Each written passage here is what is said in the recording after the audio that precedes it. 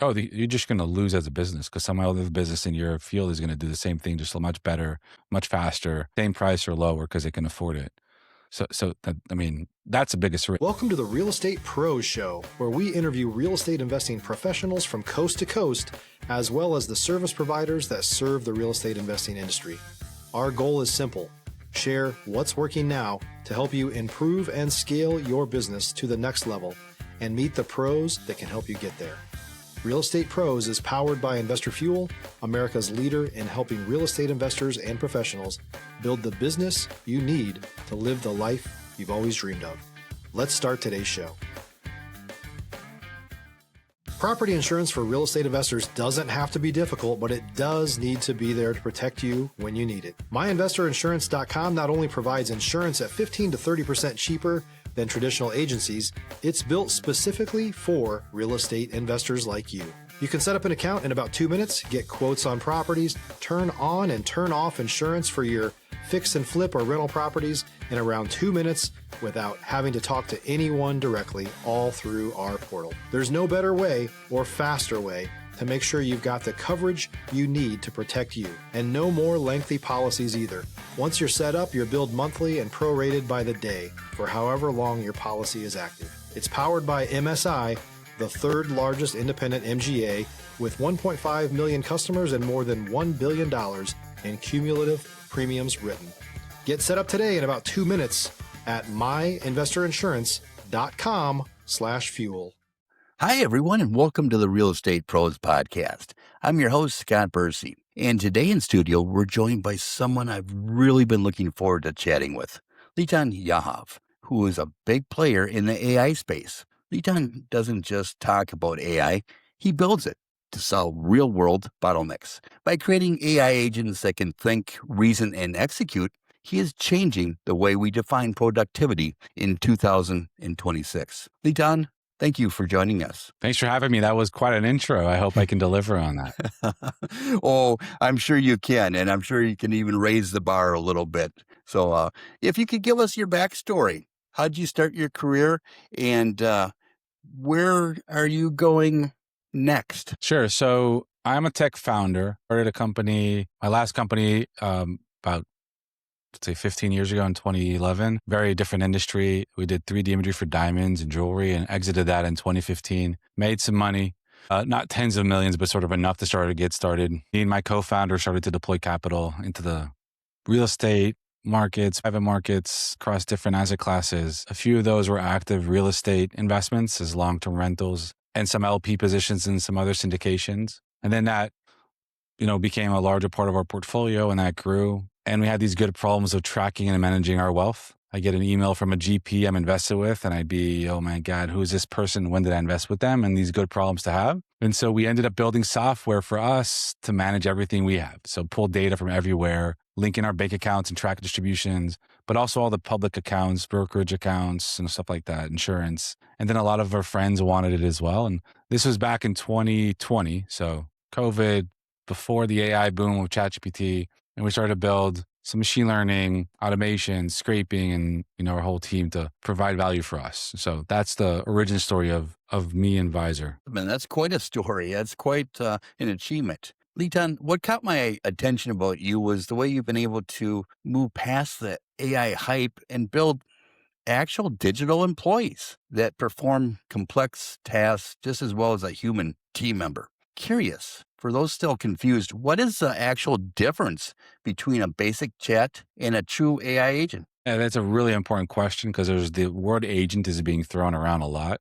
I think as we've advanced since, the launch of ChatGPT, which started this whole AI race, I think there's a lot clearer definition of what an agent is and what is a bot.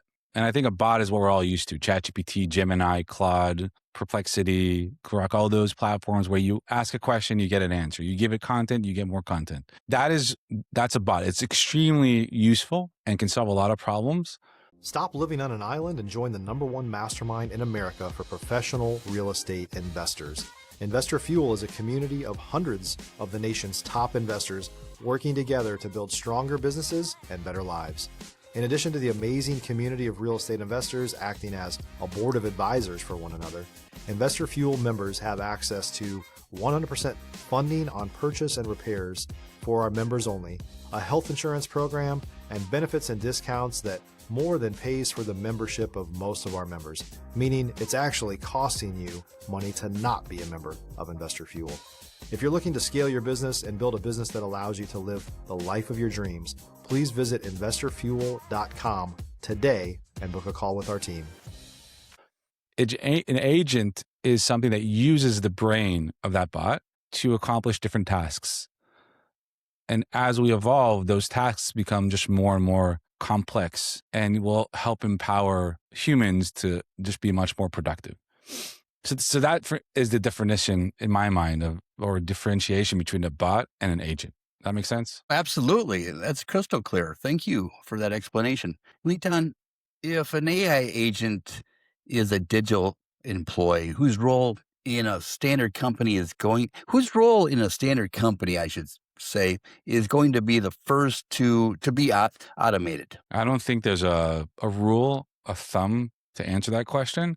I think when there's repeatable tasks that require some kind of brain to understand them, that's when you need an agent. I don't think every automation needs an agent, right? Because there are all these platforms out there that are really good at connecting different applications to create flows and workflow and automations around them, like Zapier and N8N and other automation tools that don't necessarily need a brain, right? If I get an email and that email has a subject line, and every email that I receive with that subject line needs to have a reply, which is a fixed reply, you don't need AI or an agent for that. It's really straightforward. But when you need that reply to be based on previous interactions and based on your company logic and knowledge base, that's when you need a brain. That's where an agent comes in, an AI agent. So that's where I think, it comes in. And I think just like you manage humans as employees, you need to be able to manage AI employees.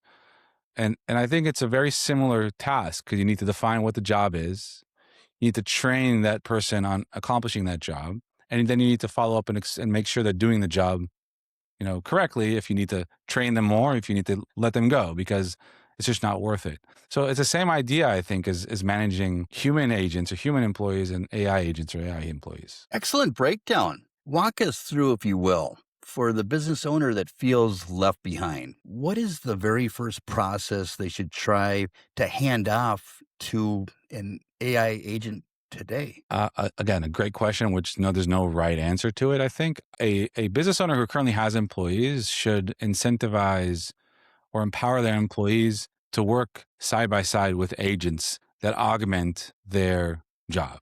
That's like number one, I think, that any business owner needs to start implementing yesterday. And then each use case has a different, ability to solve too. So if you're marketing or if you're operations or if you're legal or if you're whatever it is, you can augment parts of your day-to-day job with an AI agent. The simplest one is just helping you answer emails, right? But there's so many other things you can do throughout, a typical business day-to-day operation. In your experience, I'm interested to know, what is the biggest hidden cost of not adapting an AI agent in 2026? Oh, you're just going to lose as a business because some other business in your field is going to do the same thing, just much better, much faster, same price or lower because they can afford it. So that's the biggest risk. I literally believe it's like in the early 2000s when there were people or companies that weren't, leveraging the internet, and they don't exist anymore, right? You either adapt to use this new tech or you lose. Yes, couldn't agree more. I'm with you on that. Litan, what's the one piece of advice you wish you had known when you were first starting out in regards to this huge, huge world? If you're looking for consistent, high-quality leads, look no further than Investor Machine. Investor Machine isn't just another agency. It's the most sophisticated, data-driven lead generation company on the planet for real estate investors and serves the role of being not just a lead generator for your business, but a marketing partner that is helping you achieve your goals along the way. Go to investormachine.com to learn more and schedule a call with our team today.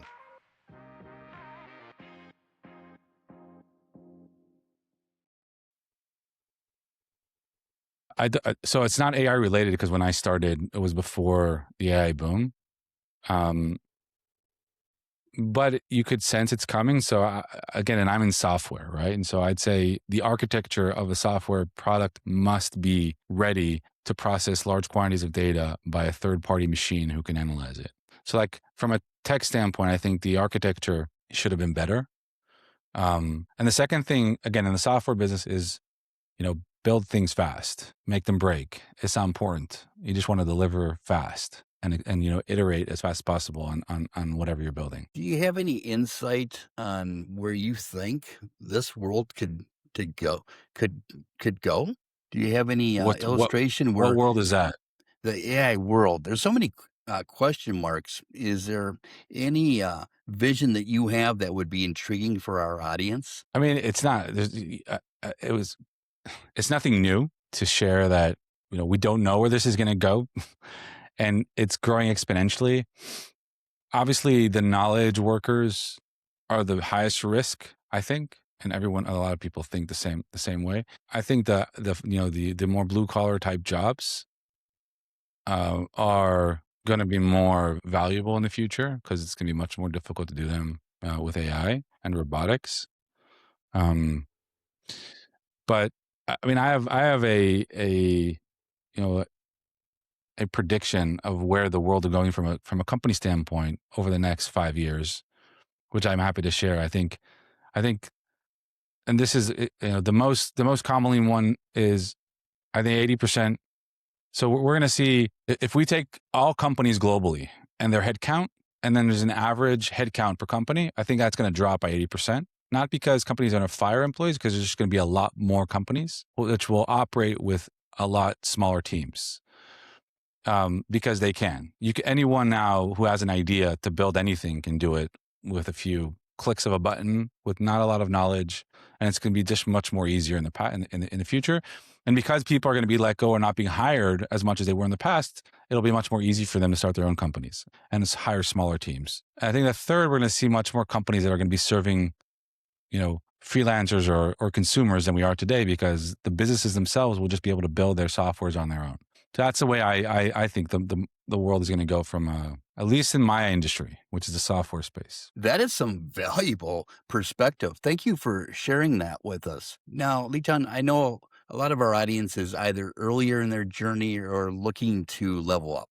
And I think they'd benefit from hearing this from you. When it comes to building relationships and growing your network, what's the biggest difference for you? I mean, I think the face-to-face interactions will probably be much more valuable.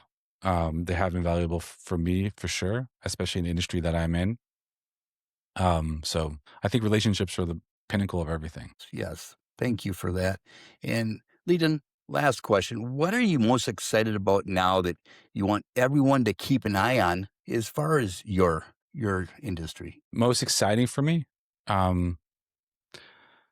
I think the accessibility of tools that used to be reserved for the ultra high net worth or large family offices are going to be accessible for the retail investor very fast and very broadly. And that's what I'm excited about. If you're a new or newer real estate investor looking to launch or grow your real estate investing business, please check out Investor Fuel Club. It's a coaching community, but unlike anything you've ever seen before. And you can actually partner with members of our mastermind from coast to coast on deals right in your market. There's no better opportunity to build a consistent business than to literally partner with pros to help you avoid costly mistakes, avoid the need for capital to do deals, and help you eliminate your fears as you're starting your business. Learn more about Investor Fuel Club at investorfuel.com/club. And in addition to that, is there anything else you'd like to share with our audience as far as AI is concerned and as it relates to you and the impact that you're having? I think just pay attention to what you're using and how you're using it. Number one, not to overkill what you need to do. You don't need AI for everything. And number two, not sharing too much of your information with it because it can be dangerous. Certainly. Love it. Thanks. Thanks so much. And thank you for those insights. That level of conviction is exactly what it takes to actually make a difference. And your passion resonates as well. All right, before we wrap, if someone wanted to reach out, connect with you, maybe collaborate or learn more about what you're doing, what's the best way for them to reach you? Yeah, I'm happy to talk with anyone in our industry or adjacent to it. I'm on LinkedIn, Litan Yahav, and every other social media platform. Huge thanks to Litan for dropping those strategies. It was awesome having you on the show. Thanks for Thank having you me. for being here. Our pleasure. And for everyone tuning in, if you found value in today's episode, please make sure you're subscribed. Until next time, keep your standards high and your vision clear. We'll see you in the next episode, everyone. Thanks for joining us for today's Real Estate Pros Show. You can learn more about the amazing benefits of the Investor Fuel Mastermind community, including surrounding yourself with hundreds of other rock stars, 100% financing for your deals, and members-only discounts from vendors you're likely already using that, as a member of Investor Fuel, will save you more than the cost of your membership. Visit investorfuel.com to learn more. If you're interested in joining us as a guest of this show, please visit investorfuel.com/pros to apply. You can also check the show notes for access to free resources, how to get access to world-class lead generation, and much more. Don't forget to subscribe so you never miss another episode. Have a great day. We'll see you on the next show.